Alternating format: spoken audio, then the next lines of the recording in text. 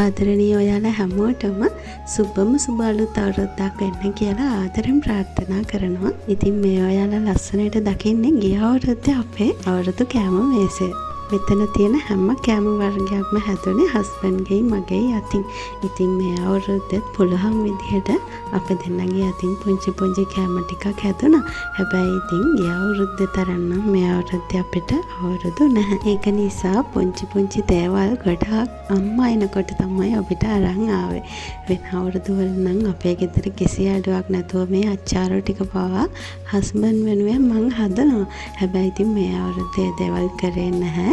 ඒ මොකද කියලා ඔයාලා හැමෝම දන්නවනේ. ඉතින් ඇත්තටම මේ සැරේ අවුරුද්දට අත්‍යවශ්‍යම දේවල් ටිකක් විතරයි අපි කරේ. ගෙදරට කවුරු හරි ආවොත් අනිවාර්යයෙන්ම ඒගොල්ලන්ට සලකන්න ඕනෙමනේ. ඉතින් අපිට අවුරුදු නැහැ කිව්වට බැහැනේ. අන්න ඒක නිසා ඉතින් ඒ වෙනුවෙන් පුංචි කැවිලි ටිකක් හැදුවා. අනිත් එක තමයි දෝලා දෙන්නගේ සතුට වෙනුවෙන් අවුරුද්දක් එනවා කියන එක අමුතුවෙන්ම ඒගොල්ලන්ගේ හිතවලට දැනෙන්නේ. අනිවාර්යෙන් එක කෑම වර්ගයක් හරි අවුරුදු කෑමක් විදිහට අපේ ගෙදර හදනවා නම් ඉතින් අන්න ඒ දේවල් ගැන හිතලා අන්තිම මොහොතේ මේ දේවල් අපි කරන්නේ මේ 12 වෙනිදා අන්තිම මොහොත වෙනකන් ඉඳලා තමයි මේ හැම දෙයක්ම කරන්න ගත්තේ. ඉතින් දෝලා දෙන්නගේ ආසාවට නම් කැවිලි වර්ග ගොඩාක් කිව්වා අපි මේව හදමු කියලා. හැබැයි ඒගොල්ලන්ටත් ආදරෙන් තේරුම් කරලා දුන්නා මේ වෙලාවේ අපේ අරමුණ. ඉතින් ඒක නිසා අන්තිමට කොකිස් ටිකක් හදලා පුංචි දේවල් ටිකක් හදමු කියන තැනට ඒගොල්ලොත් කැමති වුණා. ඉතින් මේ අවුරුද්දේ ගිය අවුරුද්දේ වගේ අපි ළඟ අපේ වාහනෙත් නැහැනේ. ඉතින් අම්මා අප්පච්චි බලන්න ගමට යන්න බයික් එකේ තමයි අපි 4 දෙනාට යන්න වෙන්නේ. ඉතින් ඒක නිසා අම්මයි අප්පච්චි තීරණය කරා මේ අවුරුද්දේ අපේ ගෙදර අවුරුදු සමරමු කියලා. ඉතින් අවුරුද්දටත් කලින් 12 වෙනිදා ඇවිල්ලා අම්මා හදපු අච්චාරු. එතකොට හැම අවුරුද්දෙම අක්කටයි මටයි අම්මා කුඩු බඩු ටික හදලා දෙනවා. මිරිස් 3-5 වර්ග ඒ හැම දේවල් හැම අවුරුද්දෙම අම්මා හදනවා ගෙදර. ඉතින් ඒවයි එතකොට ගෙදර වී කොටපු හාල් එතකොට පොල් ටික හැම දෙයක්ම අරගෙන අප්පච්චි කලින් දවසේ ගෙනත් දීලා ගියා. මොකද අම්මත් එක්ක එනකොට මේ බඩු ඔක්කොම අරන් යන්න අමාරුයිනේ. අන්න ඒක නිසා අනිත් එක දැන් මට වේලාසනින් කොකිස් ටිකේම යා ගන්න පොල් තෙල් එහෙම ඕන වෙනවනේ. ඉතින් අම්මලා ගෙදර හිඳපු තෙල් ටික ඒ හැම දෙයක්ම තියෙන නිසා අපිට බොරුවට අවපහු කඩෙන් ගන්න ඕනේ නැහනේ කියලා කලින් මේ ටිකත් ගෙනල්ලා දුන්නා. අම්මා නම් ලෑස්තුනේ කැවිලි ටික පවා ගෙදරින් හදලා ගෙනල්ලා දෙන්න.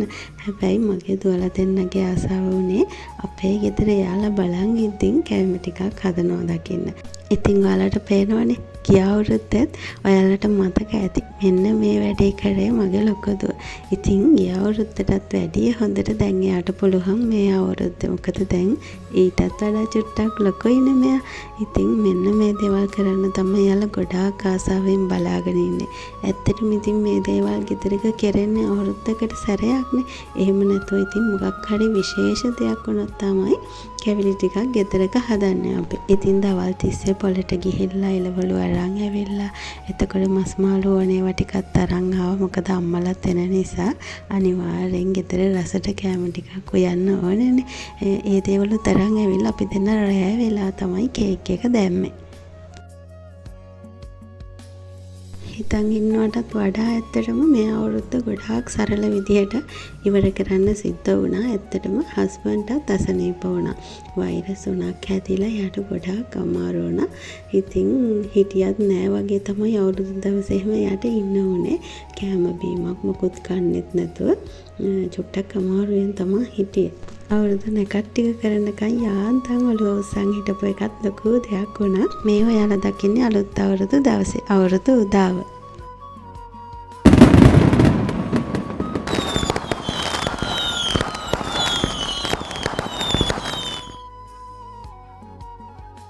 ඉතින් මගේ පැටව දෙන්නට එයාලගේ සීයාව එකත් ලොකු දෙයක් වුණා. එයාලට ඕන විදිහට රතිඤ්ඤා දාලා කියන වෙලාවට ඒ දේවල් කර හිටියා. හැබැයි ඉතින් ඒ දේවල් කරන්න කෙනෙක් නොහිටියා නම් හස්බන්ඩ් අමාරුයි කියලා ඉන්න එකක් නැහැ. කොහොම හරි මෙයාලගේ සතුට වෙනුවෙන් ඒ දේවලුත් කරයි. මේ වෙනකනුත් ඉතින් කරන්න තියෙන හැම දෙයක්ම චාරිත්‍ර වාරිත්‍ර හැම දෙයක්ම කරන්න කොහොම හරි නැකිටලා ආවා කොච්චර අමාරු වුණත්. ඔන්න ඉතින් මගේ වැඩවලට නම් ගොඩාක් ලේසි වුණා මගේ අම්මා ළඟ හිටපු නිසා. මටත් වඩා හොඳට මගේ චූටි පැටව දෙන්නවත් එකතු කරගෙන හැම දෙයක්ම අම්මා ලස්සනට කරා. දැන් ඉතින් කිරි උතුරවන නැකතත් ළඟයි. ඉතින් කොහොම හරි මේ සැරේ නැකත් ටික තිබුණේ. ඉවර වෙනකොට අපි ඒ ගමන්ම අනිත් එක පටන් ගත්තාම නැකත් වෙලා වෙනකොට ලස්සනට ඒ වැඩ ඉවර කරගන්න පුළුවන් විදිහට තමයි නැකත් හදිලා තිබුණේ. ඉතින් කොහොම හරි කිරි ටික ඉතිරිච්ච ගමන් අපි කිරිබත් ටික උයන්න පටන් ගත්තා.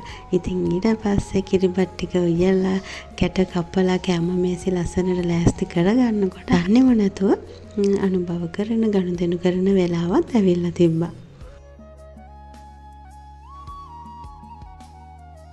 ඇත්තටම අපි මහගෙදරින් ආවට පස්සේ අවුරුදු ගානකට පස්සේ තමයි අම්මයි අප්පච්චිත් එක්ක මේ විදිහට අවුරුදු චාරිත්‍ර කරන්න පුළුවන් වුණේ. ඉතින් ඒක අපිට ලොකු සතුටක් වුණා. අපිටත් වඩා අපේ මේ චූටි පැටව දෙන්නට කිරි අම්මයි සීයයි කියන්නේ ඉතින් ඊට වැඩිය දෙයක් නැහැනේ යාලට. ඉතින් ඒක හින්දා අපි කොච්චර චාම්ව සරලව මේ අවුරුද්ද සැමරුවත් ඒගොල්ලන්ට නම් මේ අවුරුද්ද හොඳටම දැනෙන්න ඇති හිතට.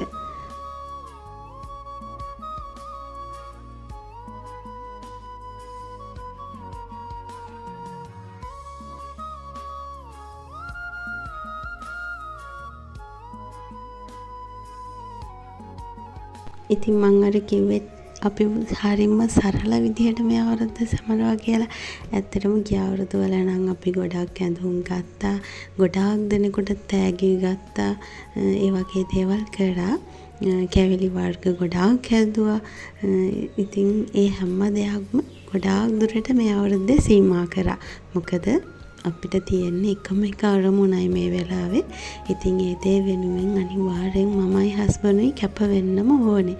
ඉතින් අන්න ඒ නිසා ගොඩාක් ආස දේවල් තිබුණත් ඒ දේවල් අපි කැප කරා අපේ අරමුණ වෙනුවෙන්. ඉතින් නොකරා කියලා නෙවෙයි කිව්වේ, පුංචිවට කළ යුතුම දේවල් අපි කරා.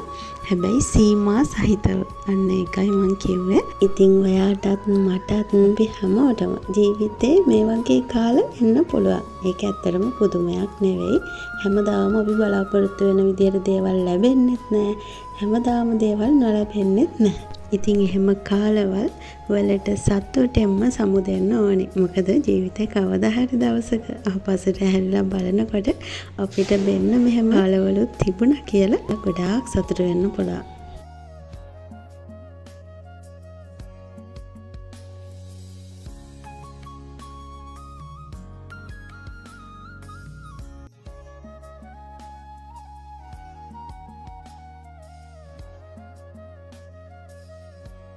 ඉතින් මම ඔයාලට කිව්වේ හරිම සරල විදිහට මේ සැරේ අවුරුද්දේ හැම දෙයක්ම අපි කරේ. නොකර හිටියා නෙවෙයි, හැබැයි සරලව ඒ දේවල් කරා කියලා.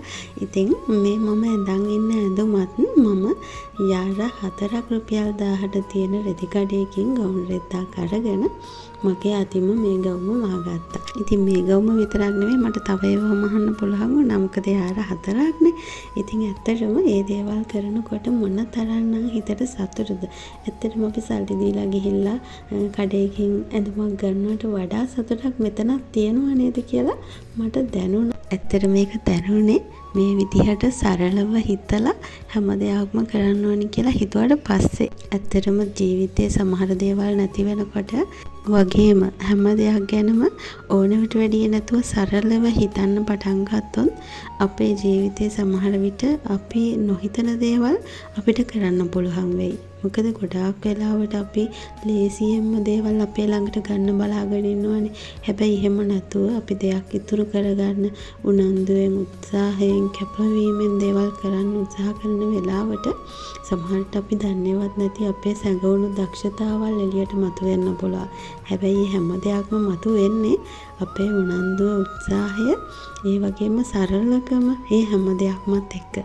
ඕනම දෙයකට අත දිගහැරලා වියදම් කරන්න සල්ලි තියෙන මිනිස්සෙකුට කිසිම අවශ්‍යතාවයක් එන්නේ නැහැ. තමන් මහන්සි වෙලා දෙයක් කරන්න. ගොඩක් වෙලාවට මට තියෙන දක්ෂතාවයක්වත් දන්නේ නැති වෙන්න පුළුවන්. මගේ ජීවිතයේ අත්දැකීම් එක හිතලා බලනකොට ඇත්තටම මට වෙලාවකට හිතෙනවා ඔය ගොඩාක් දුප්පත් පවුල්වල ළමයි ඉන්නවා හරිම දක්ෂ. ඇත්තටම අනිත් අය දක්ෂ නැතුව නෙවෙයි. අනිත් අයගේ දක්ෂකම් මතු කරගන්න උවමනාවක් නැහැ. හැබැයි අර කිසිම දෙයක් නැති දරුවන්ට අවශ්‍යතාවය තියෙනවා. මොනම දෙයකින් හරි දක්ෂ වෙලා ඒගොල්ලන්ගේ ජීවිතේ දිනන්න ඕනි කියන දේ. අන්න ඒකයි එතන තියෙන විශේෂත්වය. ඉතින් ඇත්තටම මේ අවුරුද්දේ මම මගේ අඩුපාඩුවකුත් තේරුම් ගත්තා. ඇත්තටම අපිට දැන් මේ අවුරුද්දෙත් කරන්න දෙයක් කියලා ලොකු අරමුණක් නොතිබ්බනම් සමහර විට මාත් ගිහිල්ලා ප්‍රතිකඩයකින් ඇඳුමක් දෙකක් අරගෙන ඉඳී. අර 4ක් රුපියල් 1000ට අරගෙන ඇඳුම් දෙක තුනක් මහගන්න හිතන්නේවත් නැති වෙයි. ඉතින් මේ දේවල් වලින් මම මගේ ජීවිතයට ගත්තේ ඇත්තටම අපිට ලොකු අරමුණක් නොතිබ්බොත් අපි අතින් නිකන් නිස්කාරණේ සමහර දේවල් වියදම් වෙලා යන්න පුළුවන්. හැබැයි එහෙම නෙවෙයි අපිට අර ටාගට් එකක් අවුරුද්ද අවසාන වෙනකොට අපි මෙන්න මේ වගේ තැනක ඉන්න ඕනේ කියන අන්න ඒ වගේ පොඩි අදහසක් තිබුණොත් ඇත්තටම අපි තව ටිකක් හිතයි දෙයක් කරන්න කලින්. ඇත්තටම කාන්තාවක් ගැහැණියක් අම්මා කෙනෙක් කියන්නේ හරි අමුතුම චරිතයක්. ඇත්තටම වයස යන්න අවුරුද්දෙන් අවුරුද්ද යන්න ඒ හැඟීම හරි අමුතුවට හිතවලට දැනෙනවා. තව ටිකක් අපි මෙහෙම කරන්න ඕනේ. ගෙදර දියුණුව වෙනුවෙන් අපේ පවුලේ සතුට වෙනුවෙන් තව ටිකක් මෙහෙම කරන්න ඕනේ කියලා අන්න එහෙම දේවල් හිතට එනවා. ඉතින් එතකොට ඇත්තටම සල්ලි කොච්චර තිබුණත් නිකන් රුපියලක්වත් අපි අතින් වියදම් වෙන එකක් නැහැ.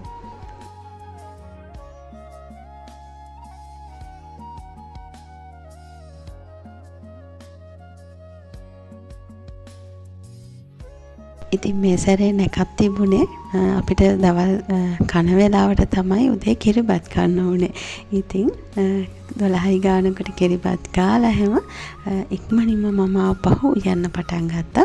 මොකද මම දන්නවා අපේ මේ චූටි පැටවුන්ට කාට වුණත් අනිත් අතට ආපහු බඩගිනි එනවා. ඉතින් ඒක නිසා අනිත් එක අලුත් අවුරුද්දේ අනිවාර්යයෙන්ම කැම ටිකක් හදන්න ඕනේනේ ගෙදර. ඒක නිසා ඒක මම යන්න පටන් ගත්තා. ඉතින් මගේ උදව්වට අම්මා තමා හිටියේ. හස්බන්ඩ් නම් ගොඩාක් අමාරුවෙන් හිටියේ. ඉතින් අම්මත් ඉන්න නිසා එයාට හිත හදාගෙන චුට්ටක් නිදා ගන්න පුළුවන්. මොකද ඉතින් ඔයාලා දන්නවනේ මම කොයි වෙලේද කෑම හදන්නේ. එයා ගෙදර ඉන්නවා නම් කවදාවත් ඉතින් එහෙම පැත්තකට වෙලා ඉන්නේ නැහැනේ. කෑම ටික හදලා දෙනකන් අනිවාර්යෙන් පුළුවන් උදව්වක් කරනවානේ. ඉතින් මේ වගේ බැරිම වුණොත් තමයි පැත්තකට වෙලා ඉන්නේ.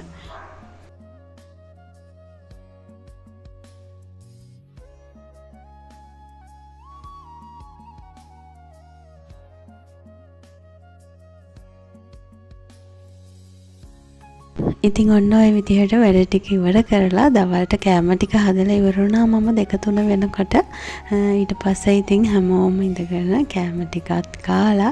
ඉතින් ඔයාලට පේනවා ඇති කෑම ටික වලම් පිටින්ම මේසෝඩින් තියලා බුෆේ ක්‍රමයට. අපේ ගෙදර ඉන්නකොට මේ කෑම අරින හැම සෙට් එකක්ම මම අරන් තිබුණා. හැබැයි ඉතින් ගෙදරින් මම මෙහෙට ටවුන් එකට එනකොට කිසිම දෙයක් අරන් ආවේ නැහැ. ඒ හැම දෙයක්ම අම්මට තියලා ආවා. ඉතින් මොකද අපේ මහා ගෙදරනේ අපි කවුරුත් එකතු වෙන්නේ එතෙන්ටනේ.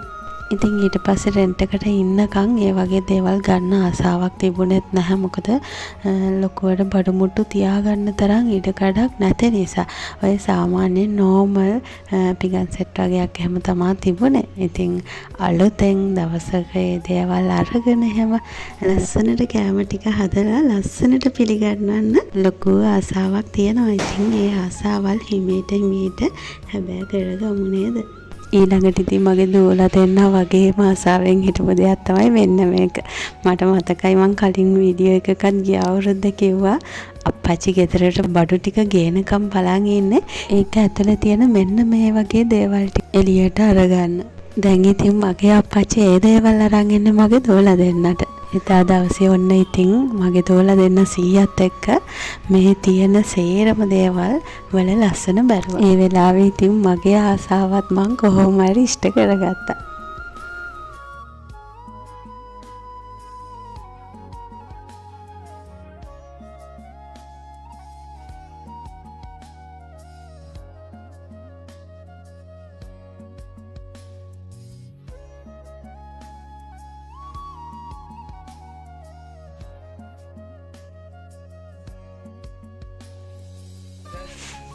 ඉතින් ඔන්න ඔය විදිහට තමයි අවුරුද්දට කලින් ඉඳන්ම සරල විදිහට අවුරුදු දවසට අපි ලෑස්ති වුණේ. ඒ වගේම අවුරුදු දවස ගත කරේ ඔන්න ඔය විදිහට තමයි.